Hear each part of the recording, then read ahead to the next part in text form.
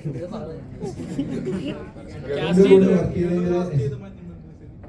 എന്താ വെച്ച് കഴിഞ്ഞാല് ഗണപതിയുടെ കൂടെ എന്ന് പറഞ്ഞു കഴിഞ്ഞാല് ഞങ്ങൾക്ക് എല്ലാവർക്കും വളരെയധികം ബഹുമാനമുള്ള ഒരു വ്യക്തിയാണ്.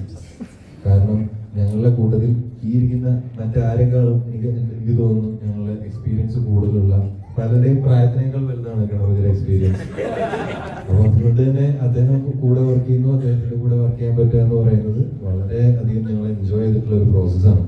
കാരണം അത്ര എക്സ്പീരിയൻസ് ഉള്ള ഒരാള് പ്രത്യേകിച്ച് ഈ പിള്ളേരുടെ കൂടെ അത്ര സെയിം എഫേർട്ട് ഇട്ട് വർക്ക് ചെയ്യുക എന്ന് പറയുന്നത് വലിയൊരു കാര്യമാണ്.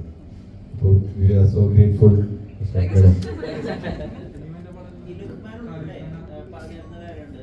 കഥ മുഴുവനായിട്ട് പറഞ്ഞു കൊടുക്കില്ല. അതായത് അന്നൊക്കെ അറിയാവുന്ന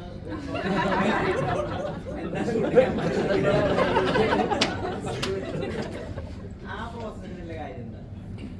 അതിൽ പ്രത്യേകിച്ച് കാര്യമൊന്നുമില്ല. പ്രത്യേകിച്ച് എന്താണെന്ന് വെച്ച് കഴിഞ്ഞാല് അത് വലിയ ടെക്നിക്കായിട്ടൊന്നും എനിക്ക് തോന്നിയില്ല. ഇവര് വന്ന് ചോദിക്കുന്ന സമയത്ത് അടുത്ത സീനിനെ കുറിച്ച് എന്തെങ്കിലും ആലോചിച്ചുകൊണ്ടിരിക്കുകയായിരിക്കും. എനിക്കും അറിയാൻ പറ്റില്ല അതെന്താണ്. അപ്പൊ ആലോചനകൾ നടക്കേണ്ടാവില്ല. അപ്പൊ അറിയില്ല, പറയാൻ പറ്റില്ല എന്നൊക്കെ പറഞ്ഞു. നമ്മള് ചാടക്കി അറിയില്ല എന്ന് പറഞ്ഞാൽ നമുക്കൊരു കോൺഫിഡൻസിന് ബാധിക്കുന്നു. അതുകൊണ്ട് പറയാൻ പറ്റില്ല.